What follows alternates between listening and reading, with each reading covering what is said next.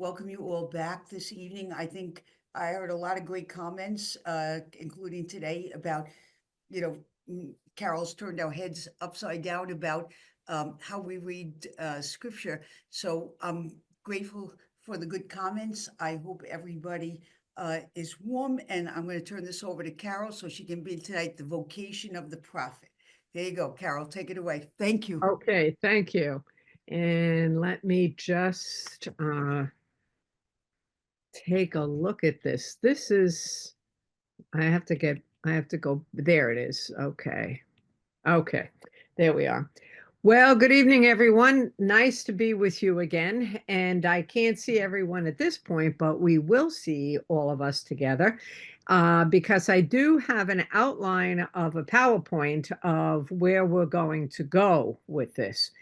And so this week, what I thought I would do, last week I gave you a big introduction to how we want to read the biblical texts, and that's for reading against the grain, and I sent you all the notes on that and some of the ideas of what we're going to explore. Now, this week, I'm going to give you a general introduction to the prophetic literature and to the prophets in general, whoever they were, if they ever lived. We'll talk about that.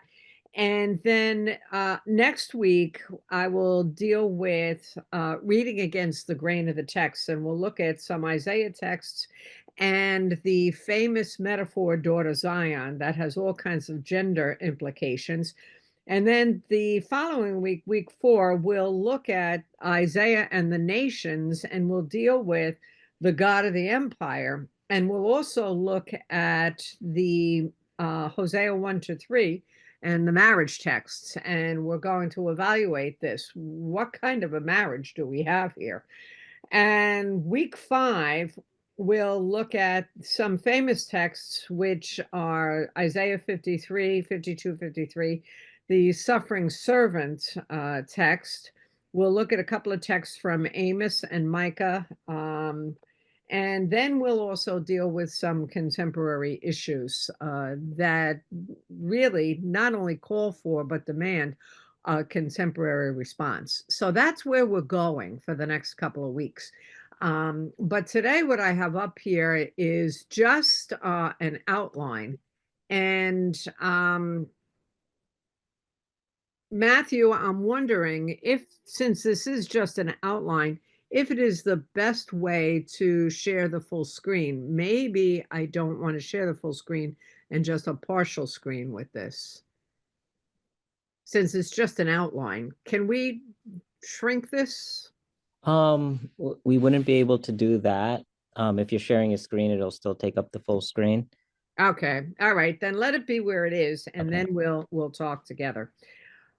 Okay, so before I get into prophecy as a gift and as a charism and explore that with you, I just want to give you a general background to those of you that might need a little refresher on the whole prophetic tradition. And early prophecy traces its origins, at least biblical prophecy traces its origins to Moses. That's what we have in the earliest text. But in the full sense of the understanding, the prophetic tradition, prophecy begins with the creation account of wisdom tradition. The heavens are telling the glory of God. And so, in one sense, the first word of God, or of the divine one, I'd like to say the sacred presence, is creation. It is not a verbal word. It is not a human word. It is creation. And creation has the ability, and we'll look at this, to tell us something about the wonder, the majesty, and the mystery of the sacred presence of the divine one. Now, among the earliest non-writing prophets in the biblical tradition were Moses and Aaron and Miriam and Deborah. But in general, the prophetic tradition goes way back. It's even more ancient than what we have in scripture. And it goes back to the Mari tradition. It's a very ancient tradition that we have here. And in many ways, it is connected to what we would say the mystical tradition. And in the Jewish tradition that we have, it would be the Kabbalah. And certainly in the Christian tradition, we've got the mystical tradition that we have, Western mystical tradition, but it's also part of the Eastern tradition. The Buddhist tradition has that sense of the prophetic and the mystical, and the Hindu tradition has the prophetic and the mystical. And so all the great religions have this as part of it, but it's also part of the secular tradition because people who profess no religion also have the ability to be prophetic. So we can never limit the prophetic tradition to just a religious context, be it the Abrahamic religions or be it the many world religions, because if we believe that the spirit of the divine rests in all of creation, in all of life, with the human person as part of creation, then it comes to reason that everything and everyone has the potential to be prophetic. And whether we espouse to a particular tradition or a particular faith, or we don't. And so we'll unpack that as we go along. So typically what we have in the prophetic tradition within scripture, within the Bible, the biblical studies, is you have two major divisions. You've got the former prophets and the latter prophets. And the former prophets would be Samuel and Elijah and Elisha. They're the what we call the non-writing prophets. And then you also have what we call the latter prophets, or the classical and writing prophets. And those are your major prophets and your minor prophets. And the major prophets, of course, we're familiar with Isaiah, Ezekiel, and Jeremiah. And the minor prophets are the book of the 12, the smaller ones, such as Hosea, Amos, Micah, Micah, and the rest of the 12. And it's classified not because of importance that they're major or minor, but the classification deals with the size of the books. So, for example, you have some books that are only one chapter. You've got other books that are 52 chapters. So that's the prophetic literature that we find in biblical studies. And then you have the historical division of the classical prophets. Now, this is how people have divided them, and scholars have divided them. And these divisions are porous because, again, they're just wonderful assessments, and they are assumptions that we have because we're looking at material that, number one, we don't know who any of these prophets were. Number two, we don't know if they even lived. And number three, we don't know the exact timeline and time frame of these prophets, but you have within the historical critical educated guesses. And so the pre-exilic prophets would be before 587 BCE, and that would be before the fall of Jerusalem, because you've got the northern kingdom of Israel and you've got the southern kingdom of Judah. And the northern kingdom falls to the Assyrians around 722 BCE, and the southern kingdom of Judah falls to the Babylonians in 587 BCE. Then you've got the exilic prophets, and that's about 587 BCE to about 539 BCE. And the message of the exilic prophets tends to be one of hope, because the people have been exiled, they've lost their land, they've lost their temple, they've lost their monarchy, and they've been completely upended. And so that's when you're going to get comfort my people that we see in Isaiah 40, 41, 42. And you get the servant songs as part of this. And then you get the post-exilic prophets, which is 539 BCE to around 333 BCE. And the post-exilic prophets, the focus on that is going back to the land, establishing themselves on the land again, trying to make some sense of community, and establishing some sort of leadership, which ends up in the hands of the priests in those days, because the monarchy is destroyed and the temple is destroyed, and the focus is also on the rebuilding of the temple. So that's the gist of what we have in terms of the history behind all of this. But always the question is, how do we make sense of the prophets today? How do we read the prophetic texts? It's not even making sense of the prophets, it's reading the prophetic texts. But before we get into that, we go to the deconstruction of everything and reading against the grain for justice. And we will read for justice. What I thought would be important is for us to understand the gift of prophecy, and to make sense of this vocation as the prophet, the charism, the persona, the mission, and the challenges. Because even when we read these prophetic texts, we have the obligation and we have the responsibility to read these texts responsibly, but also with a prophetic edge. And with the prophetic edge comes a certain amount of assessment of these texts when we read these texts for justice. And that's what the focus is for the rest of the class. But before we do that, we have to understand, what is this prophetic tradition and where do we find ourselves in it? How do we locate ourselves in this prophetic tradition? So that's where I want to begin, with the prophecy as a gift and as a charism. So prophecy, when we look at this in the broadest sense, even in the sense of interreligious dialogue, prophecy is a gift that is extended to all people in all creation, uh, extended by the sacred one, by the sacred presence. And prophecy is also given as a gift to us by virtue of our creation, our baptism, our confirmation, our ordination, our religious profession.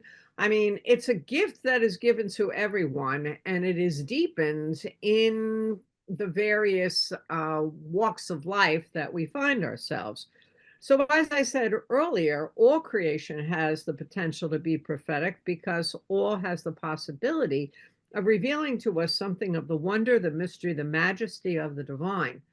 And what's important here with this is that we often think of prophecy as being something that's tied to activism. But perhaps the deepest, and we'll talk more about this as well, the deepest expression of prophecy is to be and to become the embodiment of the divine, so that when people encounter us, they are encountering the sacred one, the holy one. And we certainly see that in the Gospels. People were attracted to the Christ not only because of what he stood for and what he did, but also they recognized who he was. And we certainly see that in Peter's confession, you are the Christ, the Holy One of God. So all of creation then has been imbued with the Spirit of God, with God's Ruach, as we say, and it makes everything holy, and it makes everyone and everything sacramental. And everything was created in, through, and with God's Spirit, and everything is created and contains this divine Spirit. And that, in this day and age, in our world, is hard to wrap our heads around, because we see a lot of division. And quite frankly, we're seeing a lot of things begin to unfold with new leadership in our country and also leadership in other countries. And we say, how can the Spirit of the divine rest in these people? Well, the fact of the matter is, it does. and we have to, but always we have to assess that. Prophecy as a gift then demands a freedom of spirit and a willingness to let go to the divine one who will take us to places and to people where we'd rather not go. And we're going to see that I have some texts of Jeremiah. So it's to places and to people where we'd rather not go. There's always a sense of reluctancy with the prophets, and we'll read this in the text, but also with the gift. And sometimes we say, I don't want to get involved in this. I don't want to go out on a limb. This is going to cost me. But that's the cost of embracing our really prophetic vocation. And also, if we want to look at it from a Christian Catholic perspective, embracing our baptismal calling and our baptismal anointing. So the invitation and the gift carries with it a responsibility to the sacred one, to God's people, and to all of creation. It's a responsibility. And so that's when we also look at, how are we acting prophetically in terms of those who are on the margins. And those who are on the margins are not only people, but it's also the natural world as well too. And so what decisions are we making there? And certainly this is a time when we have to look at the decisions that are being made and the decisions that are not being made. And so prophecy as a vocation calls us to live suspended between heaven and earth, an intention with the reality of what is and what can be. And I was just thinking the other day about when I was listening to the inauguration, the address, and I was reminded of JFK's inaugural address. And then I was also thinking of Robert Kennedy, who said, I see things as they are and say why. I dream of things that never were and say why not, taken from Shaw. And that's a lot of what it is to be prophetic, to really see things as they are, but then to imagine and to hope for what can be, and to also see what can be. And part of the prophetic gift is not only to call out the injustices and to deal with the injustices, but also to create the alternatives. That's a big one, to create the alternatives. And so when we look at the prophetic texts, what do we see? We see these characters, the prophets, speaking to social, political, and religious leadership, to judicial officials, to the power brokers, to those involved with a community's economy. And so they're going to deal with all of the levels of what we would call government and any kind of institution, and be it religious institutions, political institutions, educational institutions, healthcare institutions. There's always room for the prophetic voice in all of these institutions, certainly in the financial institutions as well. And so when we look at what the prophets are doing, it calls us to be very, very, very informed.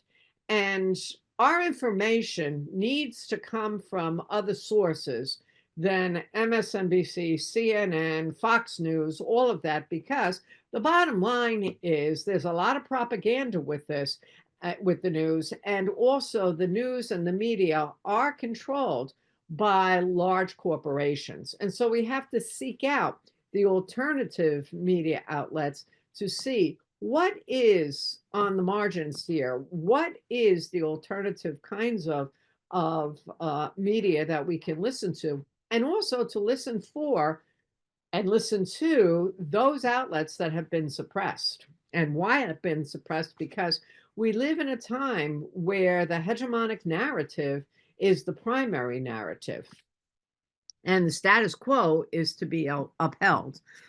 Now, the prophet is also the one who intercedes on behalf of the community and becomes a voice for the divine and also the people's voice as well. And yet, that's what we see in the biblical text. But I like to think that it is our job and our responsibility to set the prisoners free, as they say in Isaiah, which means to allow people to find their own voices and exercise their own voices instead of speaking for them.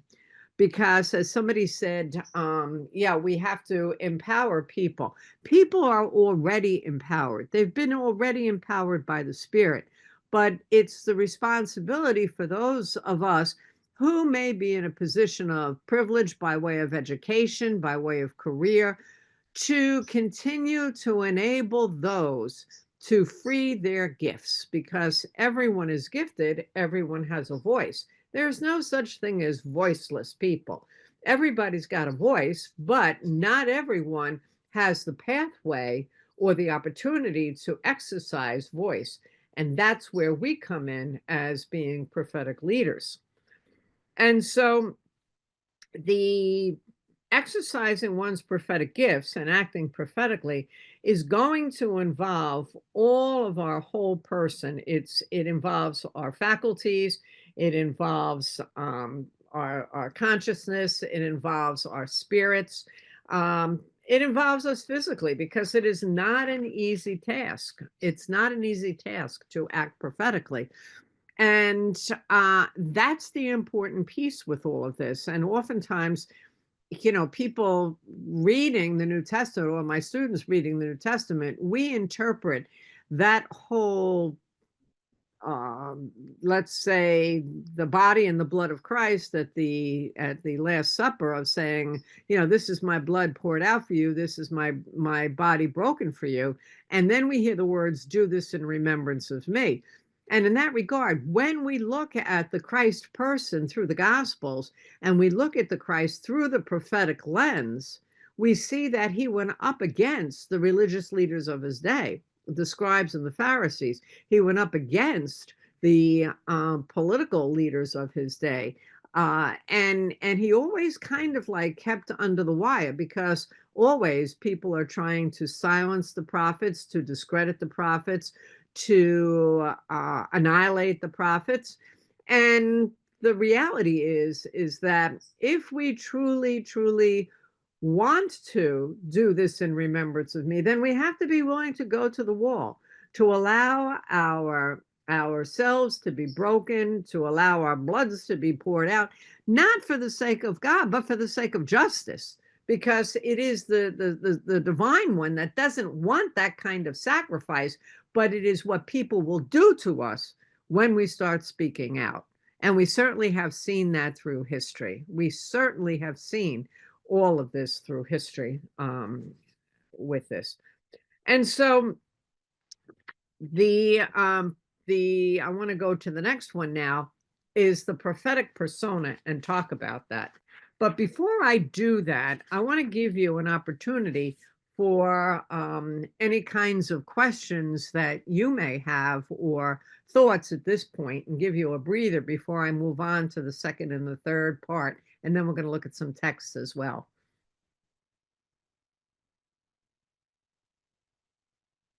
And because I can't see in the chat box here, because I'm, oh, here we are. Okay, yes, the chat. All right, here we go. Okay. And Carol, maybe it'd Yes. be easier to invite people to unmute and make their comments if they want to, or raise their hands. Whatever's easiest for you. Yes. You certainly can just unmute yourself if you want to give a comment, or if you want to raise a question, or you want to put it in the chat, because I have the chat open. So just unmute yourself, and just, we'll take 2 minutes to do this so you can digest what I've said.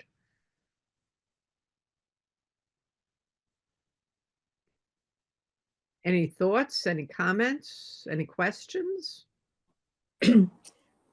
Carol, I just want to say this is Elizabeth Hill from Brentwood. Hi. Hi. Thank you very much. This is really fascinating. And I just love the way you're placing this in the context of justice. The whole sense that the role of the prophet is really to foster justice. And I have to be honest, that's a new insight for me. Probably a very stupid thing for me to admit, but this really opens up a different dimension for the prophetic text. So I appreciate this very much, and thank you. Oh, you're welcome, Elizabeth. And no comment is to be judged at all, because we're all learners together in this. We're all learners together. I like, this is Kathy Artali from the Nursing Sisters in Rockville Center. I like very much that you say the prophets intercedes for the voice of the community and then allows the people to find their own gifts. I think that's a beautiful statement, allowing people to find their own gifts. And as a spiritual director, I believe that's very true too, and to do everything possible to allow people to come to their fullness. Because as you said, the gifts are there, they just have to be encouraged and brought forth. And if they are, we have so much more than just one person. We have a whole community of voices then. So thank you. Thank you very much. Yes, you're welcome. And I like to think of it as the helping people and helping people to exercise their agency. Yes, that's To exercise their agency. And even in the non-human world, non-human creation is exercising its agency all over the place, but we're not listening. We're not listening, especially when we get into the suffering of the natural world. We don't hear, and so many of us are not listening. Now, I have a question here. What is the implication of considering we don't know if the prophets even lived? The implication of that is, that might stun some people, and that's fine, because what you have here is you have the exercise of the prophetic charism. But we tend to want to believe that these prophets actually lived, that there was an Amos, there was a Hosea. I mean, there's a lot of biblical material and research that has been done, particularly even by Kathleen O'Connor, who has done a lot of work on Jeremiah. And the consensus is that Jeremiah did not live. And it's very much like what we have here, even with Isaiah, because there is the argument that Isaiah is not just one prophet, but you've got 3 different books. Some people say there's even more than 3 books. Some people say there's only 2 books. And there's a whole school of prophets that were called Isaiah prophets. And so it's like Matthew, Mark, Luke, and John. Names are assigned, but we know that Matthew, Mark, Luke, and John were not the actual writers of the Gospels. They're called the evangelists, but we don't know who they are. And so we have titles that are assigned to texts, but we don't know who they are. But what we do hold on to is that there is within ancient Israel, as in other great world religions, as in, the all other, religions and non-religions, there is the prophetic spirit that is alive. And so there's been thought that there's schools of prophets, and whoever put these texts together organized the materials we might have, or the memory of the community, or wrote it in such a way. We have no idea. But there is a political agenda to each one of these prophetic texts. And we'll see that, because when we look at the God of the nations, the political agenda there is the move toward monotheism. And anybody that doesn't believe in Israel's God is going to basically suffer and suffer extreme consequences. So how do we read that in terms of interreligious dialogue? Those are some of the issues, because we tend to want to gender the divine and also say, yes, okay, we have a sacred presence here, But that sacred presence is also the sacred presence that is present in other great world religions and present in people who don't profess any religion. So we've got to really think of this broadly, deeply, widely. So is the female bishop who just yesterday or the day before, I'm in Australia, so I'm a little bit out of sync with American time, who challenged Trump. So is she a prophet in that she gives license or enables others to find their voice? Like you were saying earlier, that it is about different groups finding or individuals finding their own voice. But she set an example, and she set, she did something that was actually, might empower others to also, step out and find their voice. And that she also modeled a female. Yeah. Okay. Thank Yes. you. Yes, I mean, yeah, and I'll respond to that, and then we're going to move on.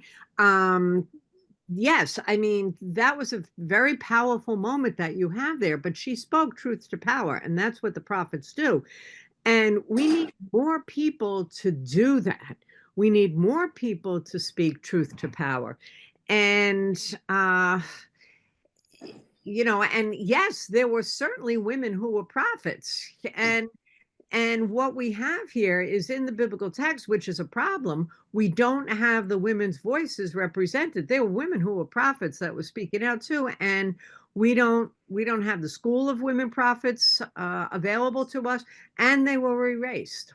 They were erased. Huldah was a prophet, Anna was a prophet, Miriam was a prophet. When we think about that, if these characters lived, but the fact is just the males were not prophets. You have the females, but that is a very important oversight that we do have. And so to have a woman speak truth to power freshly after an election, rather after an inauguration, and to speak on behalf of the LGBTQ community who are on the margins, that's a powerful moment. That's a very powerful moment.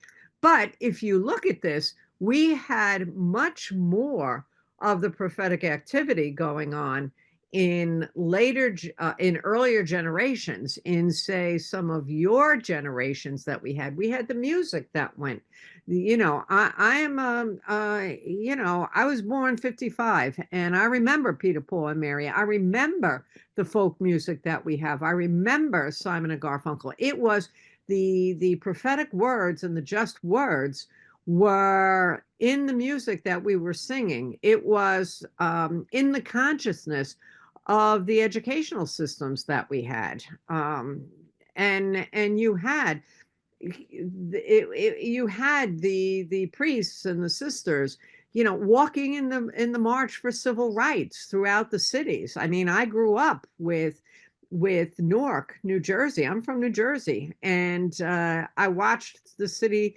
burn. Not that that's the way to do it, but I watched the people take a stance for justice with this. But today it is so complicated, and to take a stance, it's like the words are falling on deaf ears here, because she spoke truth to power. But as I'm going to say in a few minutes, the prophet is called not to be successful, but to be faithful. We have to stay with the task and continue with the task, no matter how onerous or difficult or challenging it may be.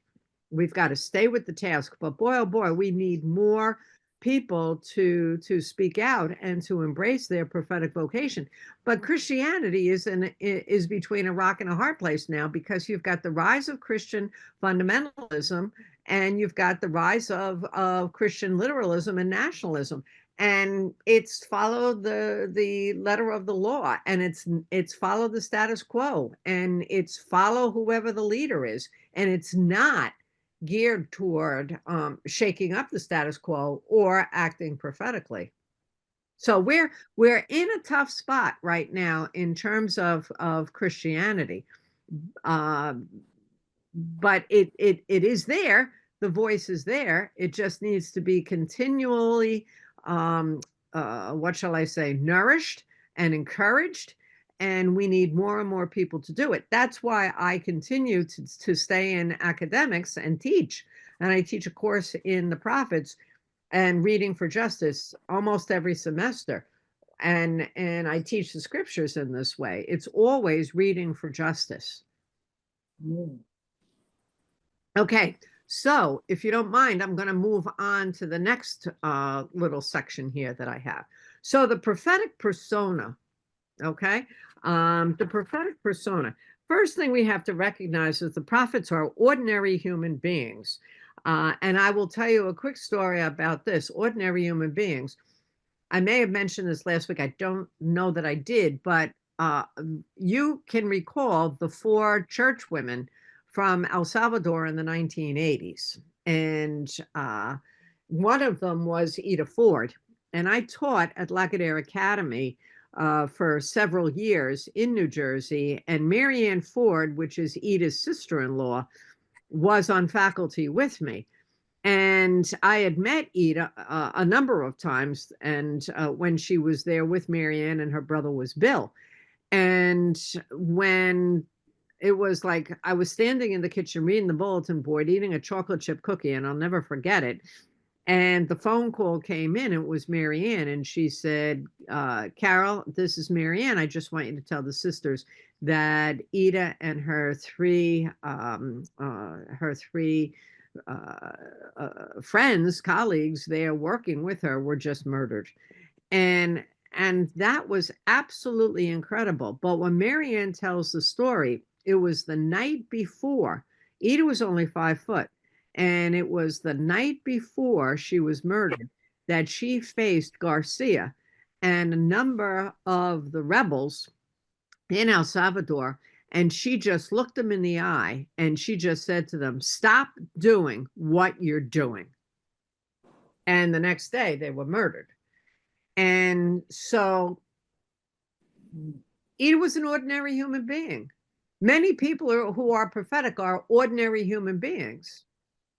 And yet they stood for what they believed in, and they stood for justice, and they spoke truth to power.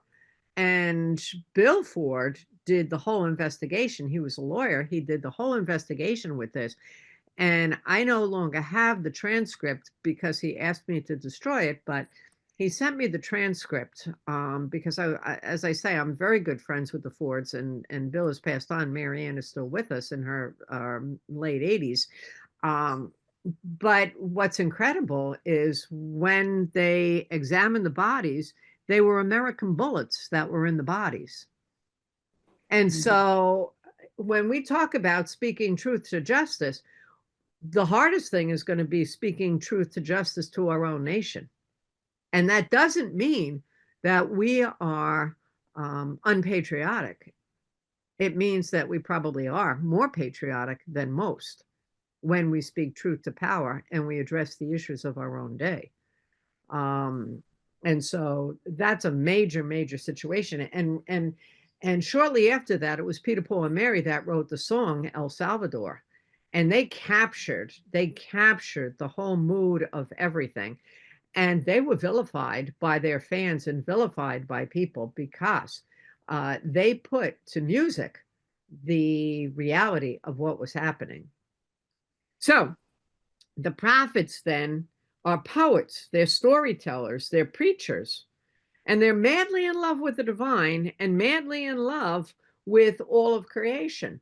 And it's because of that intense love that they can't keep still. And so today, what we're missing sometimes in our music and in our poetry and in our world, when you think of some of the poems by Maya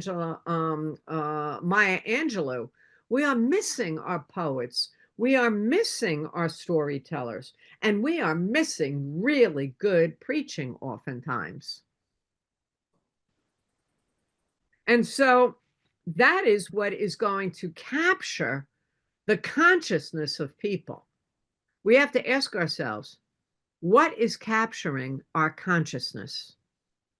What is capturing our consciousness? Our imagination. And when our imagination and our consciousness are engaged, it is going to move us to action. But are we anesthetized and dulled over? No. That is the question. And I struggle with that with so many of the younger people today that are so caught up in, addicted to what we have with our social media, but adults are the same way. I mean, is that what's capturing our imagination and our consciousness? Where is the social consciousness? I mean, they're great people, but boy, oh boy, we need our poets and we need our storytellers. And what kind of music is being produced today? Is it music of conscience?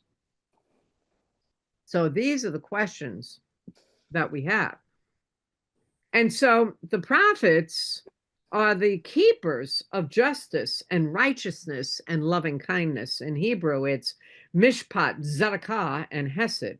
The keepers of justice and righteousness and loving kindness. And loving kindness is part of this, very important. And so the message is always time-bound, but it's also timeless.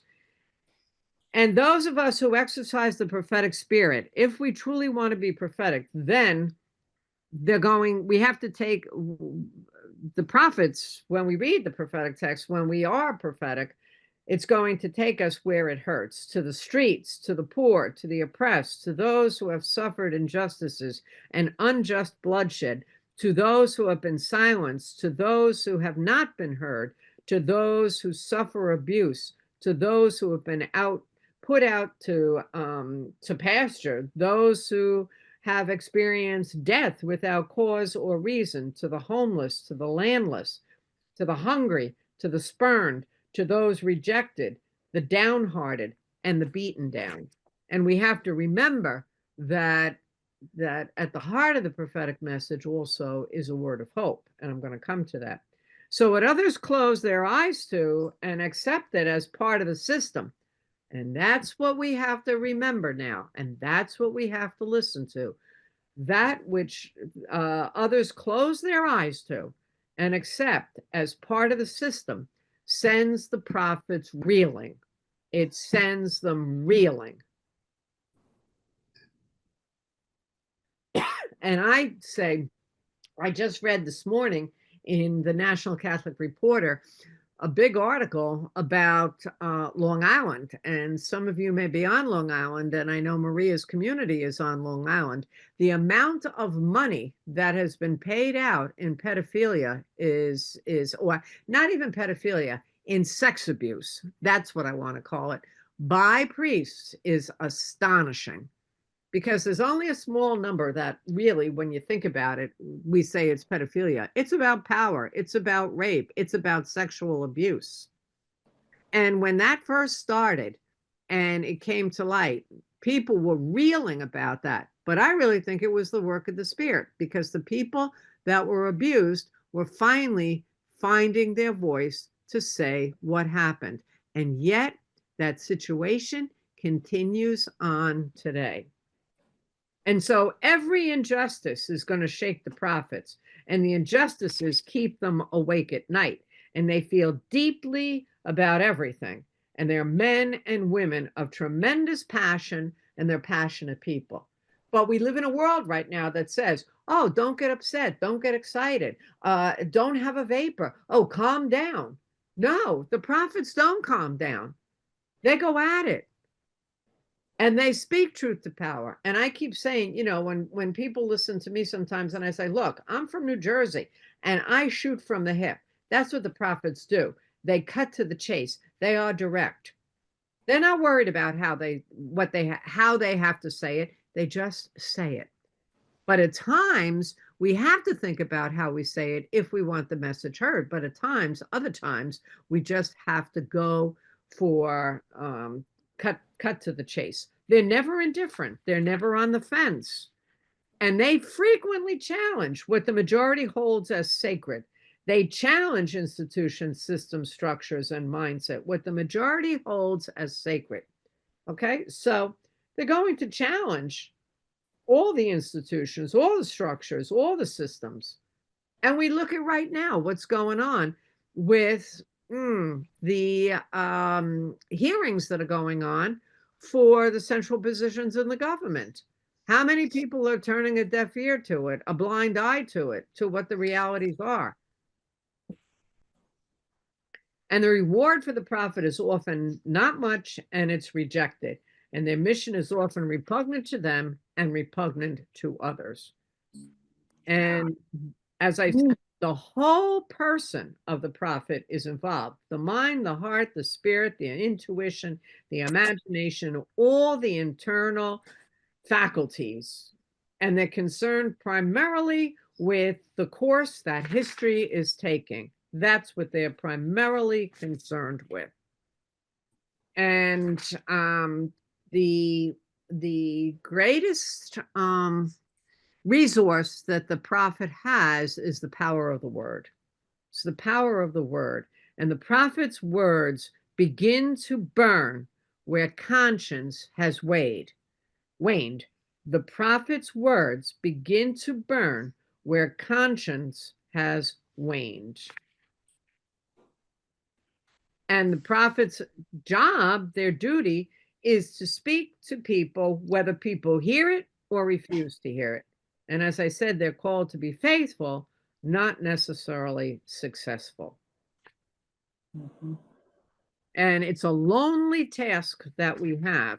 And as I said, though, also at the heart of the message, the heart of the prophetic message is a word of hope. And what we have to realize is that no matter how harsh and direct the prophetic word is, it is always a grace-filled word because it invites people to change and to transformation. Whether people accept it is up to them because we can't force it. And you hear that in the Gospels. Let those who have ears to hear, let them hear. Let those who have ears to hear, let them hear. All right. And so I have a few minutes because I want to get to the other. And so the vocation of the prophet that we have here, whoops, let me get to the vocation of the prophet. The vocation of the prophet is to be faithful to the sacred one, faithful to yourself, faithful to the vocation, faithful to the task to be done, faithful to the mission. Faithful to the mission. And faithful to this mission of justice, but also faithful to the mission of the transformation of our own lives so that we're never going to be perfect, but we have to keep working on how do we embody the divine? That's a question. And that doesn't mean that we're going to be passive people, because what you have is you also have righteous anger. And that's a big thing. So it's the call to fidelity. It's the call to fidelity. And it's really a call to listen deeply as well, to really be in tune with ourselves and the signs of the times and the course of history. It calls us to be attuned, to be awake, to be attuned and to be awake. Because the prophetic word comes and the prophetic insight comes mainly through our own intuition, through our intuition. And intuition is the highest form of intelligence, not reason, it's intuition. And that is where it links it to the mystical tradition as well, too. It's an intuitive experience. And we will hear it in our midst as well. We will hear the prophetic word crying out to us or calling us to be attentive to it in the midst. But also there is that intuition. And so when we look at it, even in the Gospels, we hear the Christ person going out to the mountain to pray, the intuition that happens. And after the spending the night in prayer, then he chooses the people that, wants to follow. And it's when we look at the little stories that we have, Moses and the burning bush, and Moses gets his commission there. Moses is going to be told to go to Pharaoh to speak truth to power, but it's intuition. And the faculties are changed because he thinks that bush is burning and that bush is not burning. I mean, it's a transfiguration. That's the intuition that we have. Okay. And so it's always our intuition. And so that's the vocation of the prophet. The call of the prophet I kind of went over already, but the prophetic experience is what I want to talk about. The prophetic experience involves righteous anger. It involves passion. It involves heightened sensibilities. And that's when we talk about, in connecting it to spirituality, that sense of being centered, centering prayer, the sense of being awake. It also is the experience of what we call ecstasy, or I prefer to say energy, because those who are prophetic have tremendous energy when we're exercising our prophetic vocation here. And at the core of all of life is energy. And for me, the sacred presence is energy. And when we are deeply in tune with that sacred one, it is an energizing experience. And that energy then bears fruit in many, many different ways. And it also, the prophetic tradition experience involves pain. And that's where it's more than sympathy, it's empathy, because we feel exactly what the other person's pain is. That is a prophetic experience, to be able to feel another's pain, because when we can feel the pain and the injustice, we are so moved to do something about it because we have felt it. But the human beings today have to really become more in tune with who we are. And we're out of tune because there's so many distractions that we have, be it the media, be it the busyness of work, be it the all the different things that the pharmaceutical companies want to sell us. I mean, it's there's so much going on, but we're out of tune, and we need to reclaim our center, reclaim our spirituality. And one of the writers that I read, Beverly Lanzetta, she talks about reclaiming our heart, reclaiming our heart. And the prophetic experience also involves conflict. We're going to be in conflict when we exercise our prophetic spirit, and it also involves dreams as well too. So we always have to listen to our dreams. So the mission of the prophet, as I say, is an ethical mission to liberate all of creation from pain and suffering, from the injustices by the perpetrators, to expose what people are trying to keep hidden under the rug. It's a theological mission to make known who God is, who the sacred presence is, the sacred presence of justice and compassion. And our theology oftentimes is rooted in a group of tenets of belief systems that we have. But when you look at, and we need to recover the mystical tradition within all theological expressions, because that's the encounter with the divine. That's the encounter with the divine. And that's going to inform our theological tradition. And I mean, I come from the Dominican tradition of Thomas Aquinas, who, after he wrote everything with the Summa, said it's nothing but a bunch of straw, and he tried to burn it. And Catherine of Siena, who became the doctor of the church too, because it was her encounter with the divine. And Thomas said, there's nothing that compares with the encounter with the divine.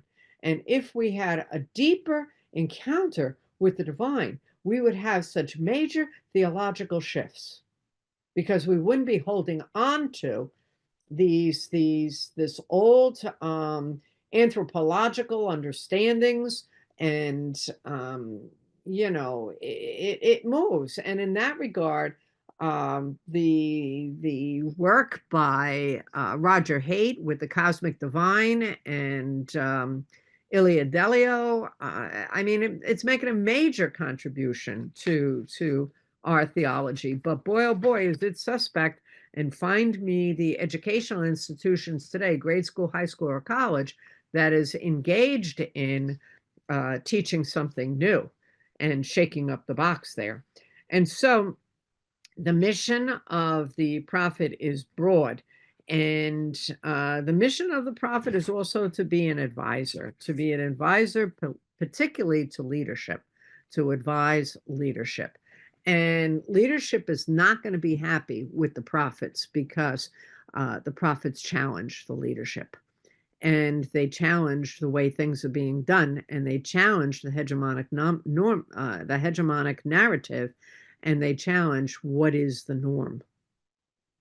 Okay, so that's all I want to say about this. Now we have 5 minutes, and we can. I had some texts, but we'll look at texts Carol, next week. Carol, you have 15. Yes, all right, 15 for the questions. Right. But I got 5 minutes worth of my Yeah. presentation. Right. So all right, let me share one biblical text with you. And that is with, let me just get this, if I can share this. Okay. And we'll listen to this. I want to listen to the text of Jeremiah. So can I, Matthew, share my screen? Let me say, with the sharing of this. Let me see where. This is what I want to share. Here's my text, Matthew. Okay. I got it up there. Okay. So now if you click share and then screens and select the screen, there you are. Okay, good. Okay. Now, I want to go to Jeremiah. And I'll just let you hear this so you can see what's going on. Of course, we have problems with the language in the text, but now the word of the Lord came to me saying, see, the word of the Lord, the word of God, the sacred word came to me. It's intuitive. It's intuitive. Before I formed you in the womb, I knew you. Before you were born, I consecrated you. I appointed you a prophet to the nations. There it is. It's a global mission. It's a global mission. And that's what we have today. It's a global mission. So our mission is to the globe. Then I said, Ah, Lord God, truly I do not know how to speak, for I am only a boy. There's the reluctance.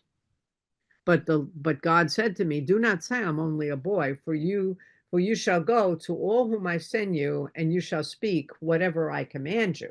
Now, we can hear this in two ways. We can hear this as call, and we can also hear this as, the prophet having no agency of one's own. But we have to understand it in the realm of spirituality, because, basically, you have to choose whether or not you're going to embrace your prophetic tradition and your prophetic heritage. You always have a choice. And that's what I tell my students. You always have a choice.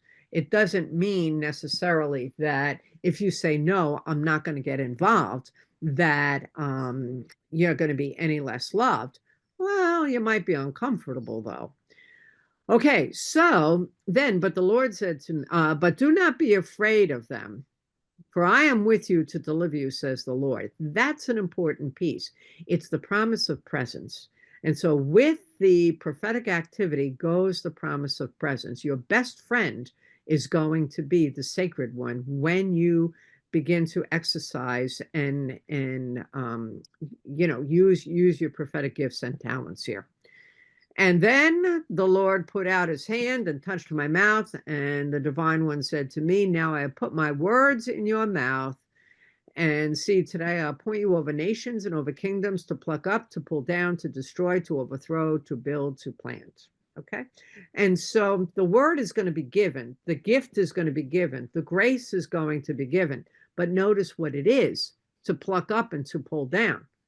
And so that's when I talked about earlier, to cut to the chase, to destroy and to overthrow. We like to think of the prophetic tradition as being, status quo, not shaking up the pot, not annoying, but to destroy and to overthrow, to destroy those systems, those structures, those attitudes, those mindsets that are oppressive. And it's the mindsets that we go after. The structures are one thing, to change the structures, but if you put people in the structures that have the same mindset, nothing is going to change, because that's what we call systemic injustice. And then to build and to plant. And so the final word is always a word of hope. It always is to do something that is new, that is different, that is better, that is going to be liberating. But before you can do that, it's like the field, and Jeremiah is, there's a wonderful text where he's out plowing the field. You got to get rid of all the stones. You got to pull up all the weeds. You got to clear it. And then it's ready for planting. Okay, so we have that. Then you've got the other one. But I want to go to this last one, and you can hear the struggle of Jeremiah. And I laugh at this because all the biblical commentators always say, oh, Jeremiah is suicidal in this. No, he's totally frustrated. He totally does not want to embrace this prophetic tradition. And the translations say you enticed me, but it's really translated from the Hebrew as you tricked me, you duped me. And he was promised in the call of Jeremiah, we didn't get to all of it, but that he would be a bronze, he would be made of bronze, he would be made of steel, he would be strong. And then this is what he has. Oh, God, you have tricked me, and I was tricked. You have overpowered me, and you have prevailed. Okay? So he's saying there's one that's more powerful than me that is going to compel me. And I have become a laughingstock all day long. Everyone mocks me. For whenever I speak, I must cry out. I must shout violence and destruction. He sees what's going on. I mean, this is what was going on. He foresaw the fall of the southern kingdom here of Judah, of Jerusalem. And we see this today, violence, destruction. We see this all around us. The word of God has become for me a reproach, a derision all day long. He doesn't want to be saying any of this. He doesn't want to be offering the hard word. He doesn't want to do this.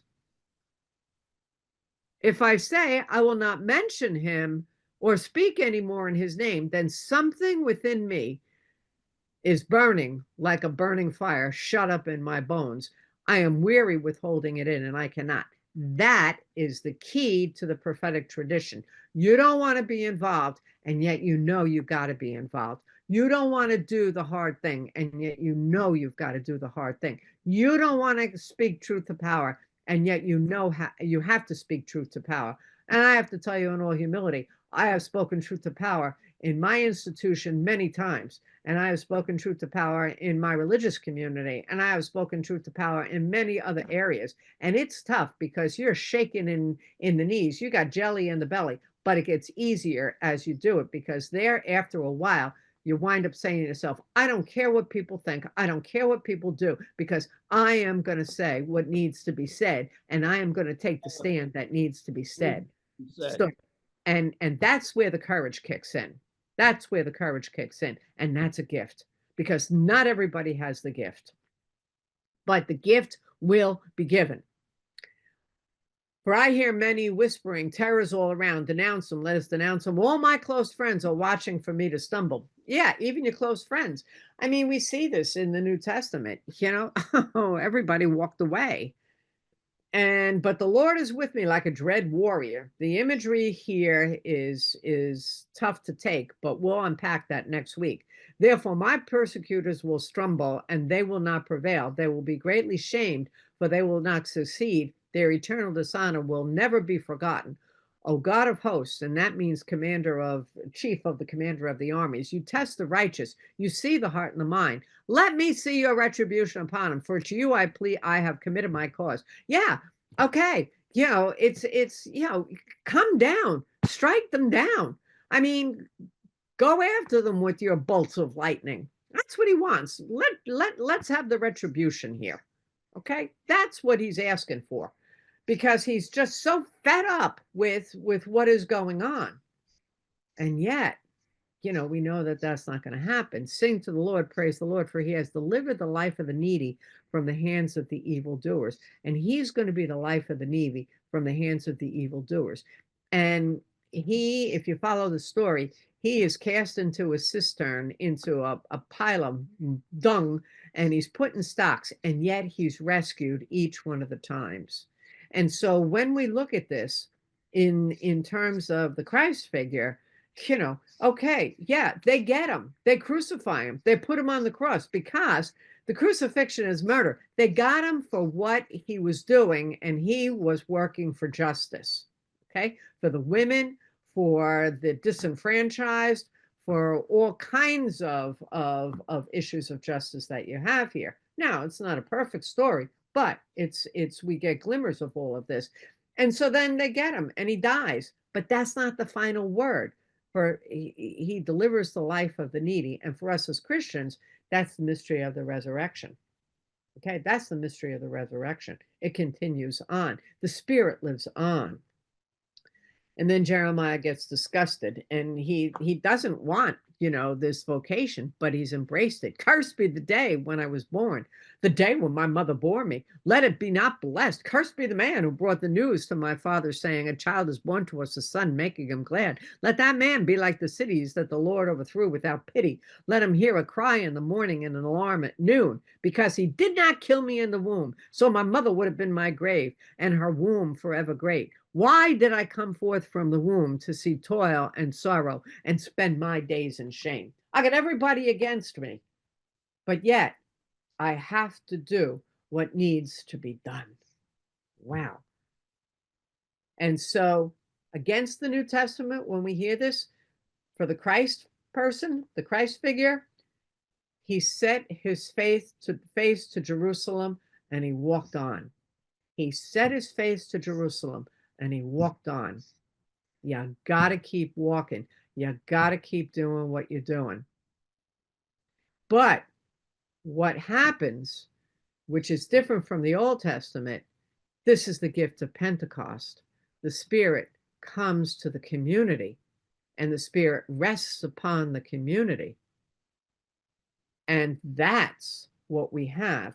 Would that we become a community, a world community, a church community, even within our own denominations, Christian, Catholic, would that we unleash the Spirit and allow the Spirit to happen? It would be a whole different world. It would be a whole different church. But the prophetic spirit has been given to not just individuals, but to the community. So how do we hear that today? And that's what we're going to do when we read for justice against the grain next week. That's great. Carol, we have a couple of minutes for questions or comments. Yes. Anybody would like to unmute or raise your hand, whatever you'd like. Thanks, Maria. Thank you, Carol. I'm like blown away. I wish I had this written. But I was on a webinar this morning with the Catholic Climate, and Elizabeth Johnson was presenting, and her presentation was on hope, but she described hope as a muscle of resistance. Mm-hmm. And she quoted from the book Nickel and Dimed, not that we'll in our lifetimes win, not that we'll win in our lifetimes, but that we die trying. And I don't know that her whole presentation this morning seems so connected with your presentation now. That sense that we are called to just do the right thing and to keep our eyes open and keep doing what we can wherever we are, and certainly speak out. And you know, you have framed it in the sense of a prophet, which of course I don't think anybody really likes that word. They wouldn't want to be called a prophet because you know what happens to prophet. But thank you. I just so much in here to reflect on. Thank you. You're welcome.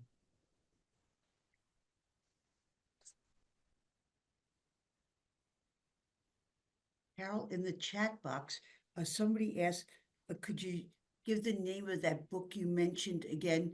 I forget the one about the heart. Yeah, Reclaiming the Heart. I don't remember what the book is, but it's Beverly Lanzetta. Her work, Beverly Lanzetta. I read it a while ago, but if you Google Beverly Lanzetta and also Mary Gray, she's got I think it's Graygrey, any of her works. But Beverly Lanzetta is really good because she deals with spirituality, and so does Mary Gray. She's got a writings that deal with reclaiming our heart as well too. Mhm. But those are the authors. Right. I have so many books in my head, I can't remember all the authors. Maureen, I see your hand up.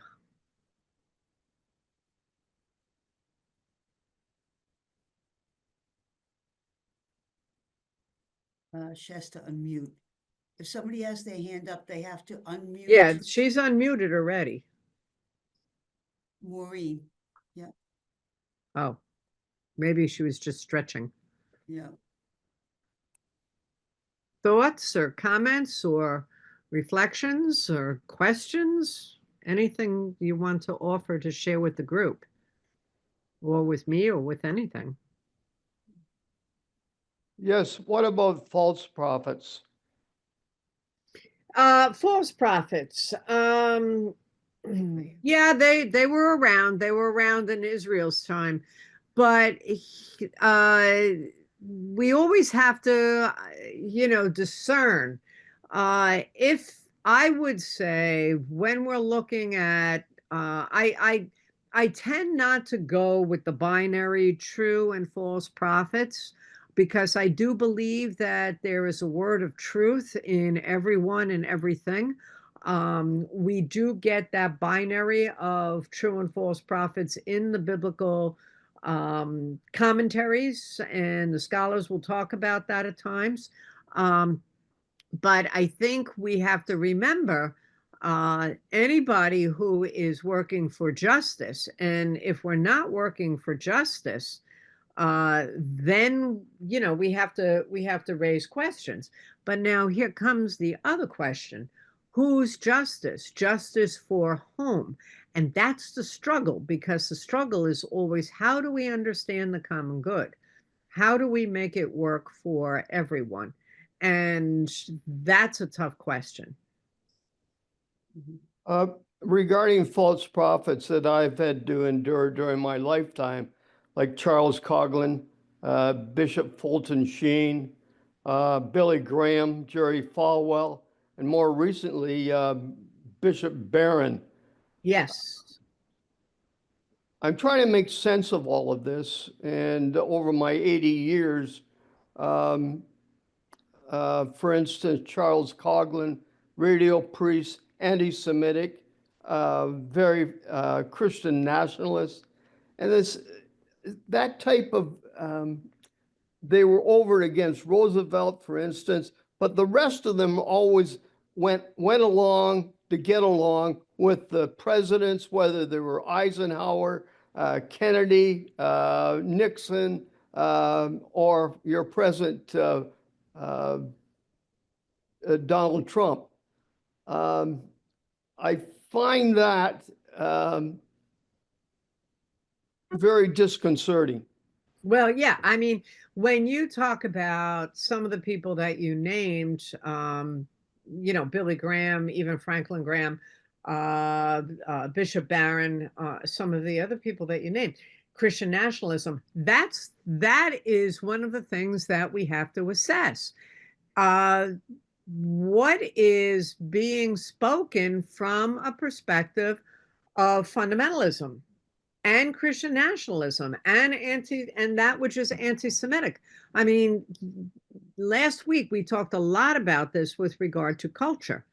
And that's the hard journey. People don't want to unpack their culture. People don't want to unpack how they have been enculturated, what has influenced them, their religious culture, their political culture, their family culture, their ethnic culture. And that all needs to be unpacked. And people begin to speak out of that particular culture. And they also, as I say, they have drunk down a lot in their baby formula, and they've never learned to burp some of it up. Thank you. Well, it's 8:15, and I think, just to wrap this up, one of the things that Jesus said that might help us when we're looking at this is, by your fruits, that's how you know them. Yes. Yes. And- Even though we don't know if Jesus said that, Maria, and you know that, Well, but we have I the know he story. did. But as it turns out, I mean, isn't that the measure? Yeah. And shouldn't it always be the measure? What Yes. as St. Paul said, and maybe he didn't say it either, love, peace, gentleness, kindness, patience, charity. I mean, that seems to be the measure. So with that said, watch out for the false prophets. Be open to being a true prophet. Good night, everybody, and see you next week. Thanks, Carol. Bye. Thank you. Bye.